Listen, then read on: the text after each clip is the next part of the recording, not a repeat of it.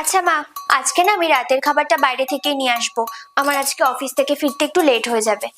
বাবা, বাড়ির বউদের যে বাড়ির বাইরে গিয়ে কাজ করার কি দরকার, এটাই আমি বুঝি না। আপনি একদম ঠিক বলেছেন মা। আমারও না একদম ইচ্ছা করে না রোজ এই অফিসে যেতে। আমারও ভীষণ ইচ্ছা করে জানেন তো, যে আপনার মতো সারাদিন বাড়িতে বসে সিরিয়াল দেখতে আর লোকের নামে পিএনপিসি করতে। কিন্তু কি করব বলুন, এত বড় সংসারটা না আপনার ছেলের একার স্যালারিতে হয় না, আমাকেও কিছু কন্ট্রিবিউট করতে হয়। তাছাড়া আমার মা বাবাকেও তো কিছু দিতে হয়।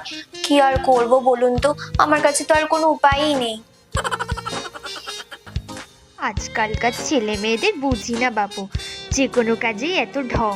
বিয়ের পর তো সব কাজ আমি একা হাতেই করতাম। হে বাবা মা, আপনার কি খুব কষ্ট হচ্ছে? আমি অ্যাম্বুলেন্স ডাকি? হে ভগবান, সব আমারই দোষ।